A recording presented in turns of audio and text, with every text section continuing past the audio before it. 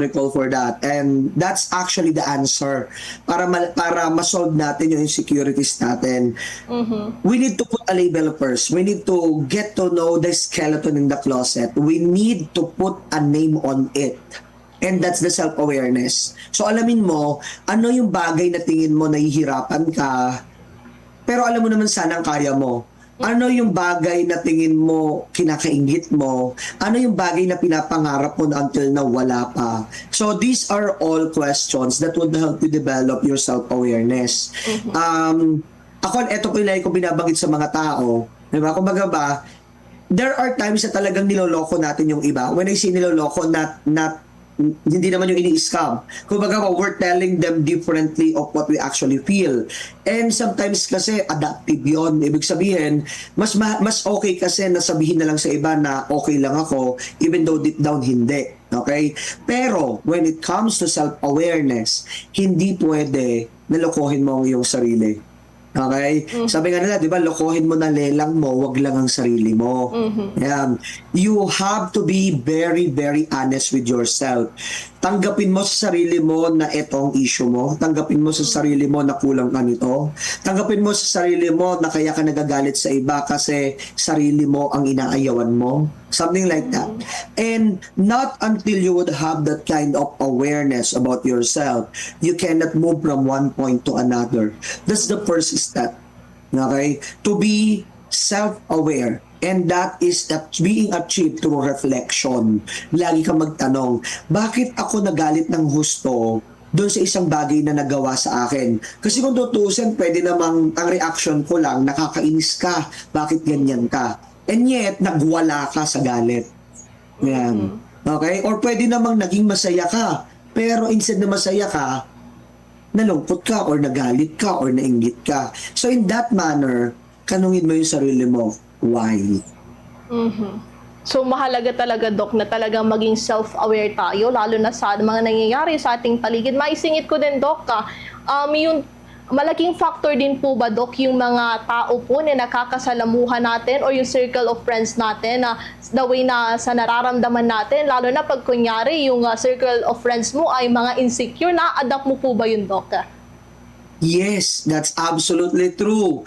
Lalo po sa atin ng mga adults na, kaya nga po kung papansinin po natin, di ba maraming mga adults na nagsasabi na habang tumatanda daw sila, lumiliit yung circles nila. Bakit? Kasi nagmamature tayo.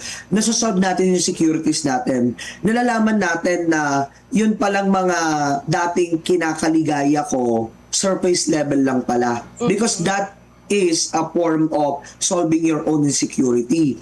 Pero kung ikaw ay patuloy na nanloloko ng iyong sarili, na ang problema ay sila naman, sila, at walang ako, at ang mga kasama mo ay katulad mo, then pare-parehas kayo nababagsak eventually.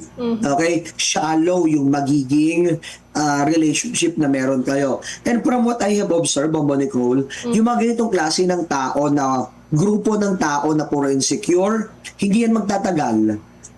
Bakit? Eventually, sila mismo mag-aaway. Bakit? Kasi nga, insecure sila eh. So, konting saling mo lang sa kanila, magagalit na. Konting saling mo lang sa kanila, magtatampo na. Ayan. At ang tao insecure, hindi niya kayang tanggapin na nagkamali siya. So, napakahalaga din talaga, Doc, na you surround yourself with people na talagang i-uplift nga itong confidence mo din sa sarili, yung makakatulong din sa'yo. So, Doc, panghuli na lamang po siguro, mensahe na lamang po sa ating listeners and viewers na nakaka-experience po ng parang insecurity sa kanilang sarili. Maraming salamat po. Sa lahat po ng tagapakinig natin, tatapusin ko po ito sa simulang mensahe ko kanina, na lahat po tayo bilang mga tao may certain level of insecurity. Okay? Ang paraan lamang po parang ito ay mawala ay ibigay mo kung ano man ang bagay na ito para sa iyong sarili. Kung hindi mo pa kaya ngayon, darating ang panahon, makakaya mo rin kung kakayanin mo at dapat mong kayanin. Ang buhay natin ay hindi karera na dapat lagi kang nauuna. May pacing tayo. tignan mo, nasaan ang facing mo. And hopefully, somewhere along that line, magkaroon tayo ng mas magandang paraan ng pagtanggap sa ating sarili para mas matulungan din natin ang ating sarili sa mga bagay na tingin natin ay kulang pa. Tandaan po natin, we are loved. Lagi at lagi na may nagmamahal sa atin. Hindi man siguro ito yung bagay na sapat para sa iyo, pero i-accept mo yung fact na pwedeng yung iba hanggang dito lamang ang kaya. And I think that will liberate you from asking for love from the others. Ang punto, lahat tayo ay may pagmamahal na nare-receive. Kung hindi man sa iba, and I'm pretty sure, sa kanya laging meron. And amen to that.